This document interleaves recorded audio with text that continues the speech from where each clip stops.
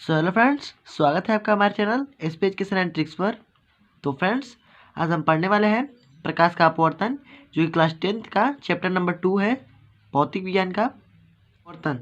तो अपवर्तन में सबसे पहले हम अपवर्तन के बारे में जान लेते हैं कि अपवर्तन होता क्या है। तो चलिए फ्रेंड्स, अगर आप हमारे चैनल पर नए हैं तो चैनल को सब्सक्राइब कर लीजिए और साथ में को प्रेस कर दीजिए। तो फ्रेंड्स, चलिए वीडियो स्टार्ट करते हैं। तो फ्रेंड्स, सबसे पहले हम समझ लेते हैं कि अपवर्तन क्या होता है। तो देखिए, सबसे पहले अपवर्तन को हम समझ लेते हैं।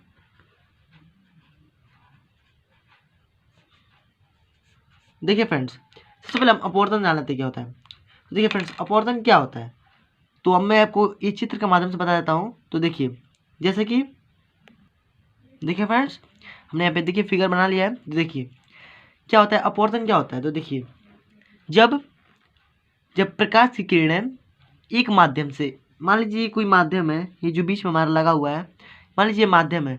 तो जब एक माध्यम से, ये हमारा प्रथम माध्यम है, ये द्वितीय माध्यम है, जब एक माध्यम से जब दूसरे माध्यम में जाती हैं या प्रवेश करती हैं, तब वह अपने मार्ग से विचलित हो जाती हैं। मतलब कि देखिए, ये यहाँ से सीधी रेखा में आ रही थी, ठीक, इसको सीधा जाना चाहिए, लेकिन ये अपने मार्ग से विचलित हो गई, इस प्रकार से कुछ नीचे की ओर झुक गई। तो इसी को हम अपवर्तन बोलते हैं। तो ये जो हमारी घटना होती है, ये अपवर्तन कहलाती है। तो फ्रेंड्स, मैं इस डिफिनेशन को लिख लेता हूँ, उसके बाद देखिए फ्रेंड्स, हमने यहाँ पे लिख लिया डिफिनेशन। जब प्रकाश की किरणें एक माध्यम से दूसरे माध्यम में प्रवेश करती हैं, तब वह अपने मार्ग से विचलित हो जाती हैं। तो देखिए, प्रथम माध्यम से द्वितीय माध्यम में जा रही हैं, तो ये अपने मार्ग से विचलित हो गए, मतलब कि कुछ झुक जाती हैं। तो देखिए, इसमें कुछ पॉइंट्स हैं, मैं आपको बता देता हूँ। तो देखिए, जैसे कि विरल माध्यम होता है, ये एक विरल माध्यम होता है, इसको विरल माध्यम बोलते हैं, इसको सघन माध्यम बोलते हैं, ठीक है। तो विरल माध्यम में देखिए, विरल माध्यम में जो प्रकाश की चाल होती है वो अधिक होती है। तो ये हमारा एक पॉइंट हो गया। विरल माध्यम में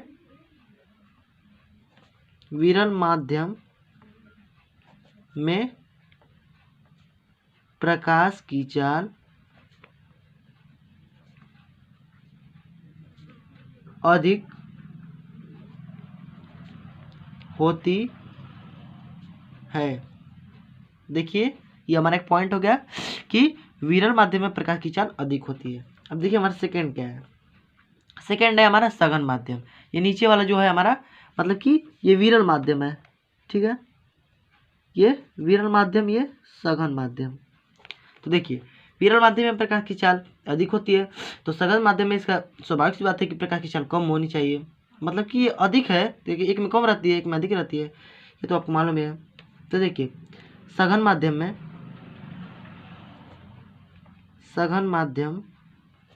में प्रकाश की चाल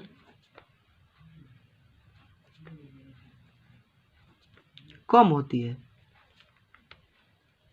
आपको इतना तो याद हो गया होगा कि विरल माध्यम में प्रकाश की चाल अधिक होती है और सघन माध्यम में प्रकाश की चाल कम होती है, ठीक है। अब देखिए, भिन्न भिन्न जैसे माध्यम है, तो उसमें प्रकाश की चाल भिन्न भिन्न होगी। मतलब कि अलग अलग जो प्रकाश की चालें होंगी, जो अलग अलग माध्यम होगा, उसमें प्रकाश की चाल भी अलग अलग होगी। तो ये भी हम लिख सकते हैं कि भिन्न भिन्न माध्यमों में प्रकाश की चाल भिन्न भिन्न होगी। क्या होगी, प्रकाश की चाल भिन्न भिन्न होगी, ठीक है, या होती है।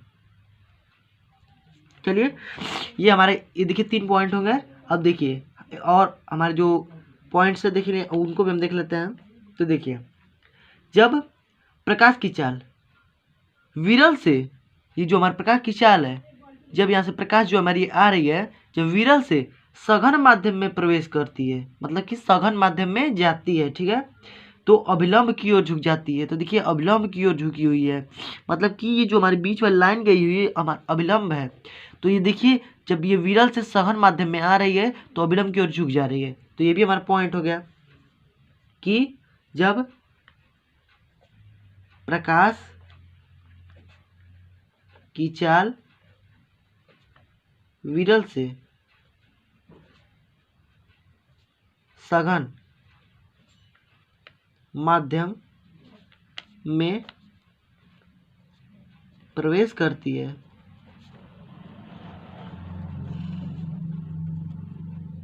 तो अभिलंब अभिलंब की ओर झुक जाती है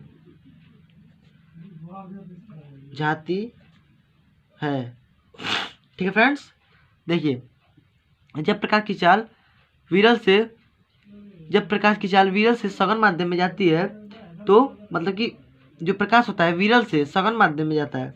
जब प्रकाश विरल से मतलब कि जब प्रकाश विरल से सघन माध्यम में प्रवेश करता है तो अभिलंब की ओर झुक जाता है। ठीक है। अब देखिए एक और हमारा जो पॉइंट है कि जब प्रकाश की चाल सघन माध्यम से, अब इसी का उल्टा देखिए जब सघन माध्यम से विरल माध्यम में जाएगी तब क्या होगा। जब सघन माध्यम से विरल माध्यम में जाती है तो अभिलंब से दूर की ओर चली जाती है। मतलब कि ये इधर की झुक रही है, ये हमारी पूरा अभिलंब सीधी आ रही थी, ये इधर की झुक गई, मतलब कि इससे थोड़ा सा इधर झुक गया। और देखिए यही अब ये जो सघन से विरल में जा रही है तो ये इससे कुछ दूर की ओर चली जा रही है, तो देखिए अभिलंब से दूर चली जाती है। तो इसको भी हम लिख लेते हैं कि जब प्रकाश सघन माध्यम से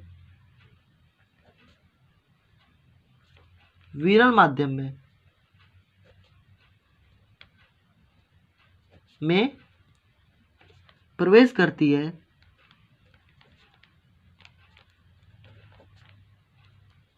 तो अभिलंब से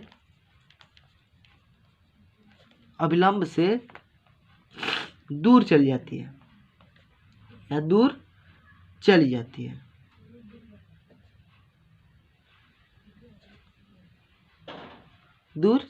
देखिए तो देखिए जब प्रकाश की, अब फिर से मैं आपको एक कॉन्सेप्ट क्लियर कर देता हूँ कि जब विरल माध्यम में जो प्रकाश की चाल होती है, जो हमारी विरल माध्यम है इसमें प्रकाश की चाल अधिक होती है, सघन माध्यम में प्रकाश की चाल कम होती है, सघन माध्यम में प्रकाश की चाल कम होती है, भिन्न भिन्न माध्यमों में प्रकाश की चाल भिन्न भिन्न होती है। जब प्रकाश की चाल विरल से सघन माध्यम में जाती है तो अभिलंब की ओर झुक जाती है। जब प्रकाश सघन से विरल माध्यम में प्रवेश करती है तो अभिलंब से दूर की ओर चली जाती है। ठीक है फ्रेंड्स, तो इसके कुछ नियम है वो भी हम देख लेते हैं। तो चलिए फ्रेंड्स, देखिए फ्रेंड्स, जो कि हमारे अपवर्तन के 2 नियम होते हैं, तो नियम को जानने से पहले हम इसमें कुछ रूल्स हैं उसको हम जान लेते हैं। तो देखिए सबसे पहले कि ये हमारा विरल माध्यम है, तो विरल माध्यम में ये हमारा सघन माध्यम, इतना तो आपको मालूम है। अब देखिए, अब ये जो हमारी प्रकाश की चाल आ रही है, ठीक है, तो इसके ये जो आती है वो हमारी क्या होती है, वो कौन सी किरण होती है, तो ये जो हमारी किरण होती है उसे हम आपतित किरण बोलते हैं। क्या बोलते हैं, क्योंकि आती है इसलिए हम इसे आपतित किरण बोलेंगे। देखिए आपतित किरण क्या होगा, आपतित किरण, वो जो हमारे प्रकाश की चाल आती है उसे हम आपतित किरण बोलते हैं। और देखिए अब जो हमारी इधर की ओर निकलेगी, ठीक है, अब देखिए ये हमारी इधर की ओर आ रही है तो इसे हम परावर्तित किरण बोलेंगे। क्या बोलेंगे, परावर्तित किरण। देखिए आपतित किरण अब जो हमारे नीचे की ओर आ गई है तो अपवर्तन के पश्चात हुई है तो इसे हम बोलेंगे अपवर्तित किरण। ठीक है, तो देखिए हमारी ये हो जाएगी, ये जो हमारी है इसे हम अपवर्तित किरण, क्या होगा, अपवर्तित किरण। ठीक है, अब देखिए हमारी आपतित किरण हो गई और ये हमारी अपवर्तित किरण हो गई। अब देखिए अब जो है इसको, ये तो आपको मालूम ही होगा अभिलंब है, ये हमारा अभिलंब होता है, अभिलंब। ठीक है, अभिलंब। तो देखिए ये इसके बीच में जो कोण बना हुआ है, ये कोण बना हुआ है, तो इस कोण को हम क्या बोलेंगे, तो आपतित किरण और अभिलंब के मध्य जो बना कोण होता है उसे हम आपतन कोण कहते हैं। क्या बोलते हैं, आपतन कोण। ठीक है, इसके बीच में बनी जो हमारी कोण होती है, ये जो हमारी, उसे हम आपतन कोण कहते हैं। अब देखिए, अब ये जो हमारी नीचे की ओर बनी हुई है, मतलब कि अभिलंब और अपवर्तित किरण के मध्य जो बना हमारा कोण होता है उसे हम अपवर्तन कोण कहते हैं। इसे हम अपवर्तन कोण को लें, अपवर्तन कोण। ठीक है, ये कुछ इसमें बेसिक इन्फॉर्मेशन है जो कि आपको बताना बहुत ज़रूरी है। तो देखिए ये आपको इतना इतना समझ में आ गया होगा। अब देखिए, अब इसमें जो कि अब हमारे जो ये बीच में ये जो बिंदु यहाँ बनता है, ये इसको हम क्या बोलेंगे, जहाँ से हमारे प्रकाश की किरणें विचलित होना शुरू हो जाती हैं, यहाँ से हमारी विचलित होना प्रारंभ कर देती हैं। तो देखिए इसको हम बोलेंगे आपतन बिंदु, आपतन बिंदु, क्या बोलेंगे, आपतन बिंदु। ठीक है, अब आपको इतना सब क्लियर हो गया होगा। तो देखिए अब चलते हैं नियम की ओर। तो देखिए एक बार और मैं आपको ये बता देता हूँ कि जहाँ से प्रकाश की चाल आती है विरल माध्यम में तो उसे हम आपतित किरण बोलते हैं, और जहाँ से हमारे प्रकाश की किरणें परावर्तित होकर दूसरे माध्यम में चली जाती है तो उसे हम अपवर्तित किरण बोलते हैं। ठीक है, अब देखिए कि अभिलंब और आपतित किरण के मध्य बने कोण को आपतन कोण कहते हैं। ये फ्रेंड्स आप ये छोटी छोटी चीज़ें जो कि आपको याद रखना जरूरी है, ये भी पूछ सकता है पेपर में, बहुत इंपॉर्टेंट है। और देखिए अभिलंब और अपवर्तित किरण के मध्य बने कोण को अपवर्तन कोण कहते हैं, और ये जहाँ से हमारी जो किरणें होती है विचलित होती है उसे हम आपतन बिंदु बोलते हैं। ठीक है, तो चलते हैं अपने ये नियम की ओर। तो हमारा प्रथम नियम है, प्रथम नियम, प्रथम नियम। तो प्रथम नियम को हम जान लेते हैं। तो प्रथम नियम क्या होती है कि आपतित किरण, क्या, आपतित किरण और अपवर्तित किरण। ठीक है, आपतित किरण और अपवर्तित किरण तथा आपतन बिंदु। देखिए आपतित किरण है, ये अपवर्तित किरण है, तथा ये आपतन बिंदु। ठीक है, आपतन बिंदु पर खींचा गया अभिलंब, ये जो खींचा गया अभिलंब है, ठीक है, खींचा गया अभिलंब तीनों एक ही तल में स्थित होते हैं। स्वाभाविक सी बात है फ्रेंड्स। देखिए ये जो हमारी आपतित किरण है और परावर्तित किरण है, ये दोनों, और ये आपतन बिंदु और अभिलंब, देखिए ये तीनों एक ही तल पे स्थित है। मतलब ये जो हमारी तल गई हुई है ये एक ही तल पे तीनों हमारे स्थित हुए हैं। तो फ्रेंड्स आशा करता हूँ आपको समझ में आ गया होगा। तो इसको मैं लिख देता हूँ। देखिए फ्रेंड्स, प्रथम नियम, आपतित किरण, आपतित किरण, अपवर्तित किरण, अपवर्तित किरण ये वाली, तथा आपतन बिंदु, ये आपतन बिंदु है, पर डाला गया लंब, इस पे जो लंब डाला गया है अभिलंब जिसे हम बोलते हैं, तीनों एक ही तल पर स्थित होते हैं। तो देखिए तीनों एक ही तल पर स्थित हुए, मतलब कि यहीं पे सब लोग स्थित हुए हैं। तो ये हमारा प्रथम नियम हो गया। अब जो हमारा द्वितीय नियम है जिसे हम स्नेल का नियम भी कहते हैं, ये बहुत इंपॉर्टेंट है, तो इसे देख लेते हैं हम। द्वितीय नियम, द्वितीय नियम, ठीक है, इसे हम स्नेल का नियम भी बोलते हैं, स्नेल का नियम का नियम।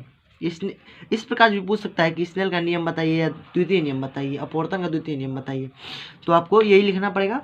तो देखिए स्नेल का नियम क्या होता है कि जो इसमें आपतन कोण होता है, ये आपतन कोण होता है और ये परावर्तन कोण होता है। ये तो आपको आपतन कोण होता है और ये अपवर्तन कोण होता है, ये आपको मालूम चल गया होगा। तो देखिए आपतन कोण की ज्या, आपतन कोण की ज्या साइन आई, ये जो हमारा आई जिसमें कोण बना हुआ है, मान लीजिए साइन आई है, ठीक है, और ये जो हमारा अपवर्तन जो हमारा कोण बना हुआ है इसको मान लेते हैं साइन आर। देखिए साइन आर हमने माना है, तो आपतन कोण की ज्या साइन आई और अपवर्तन कोण की ज्या साइन आर का जो अनुपात होगा वो सदैव नियत होगा।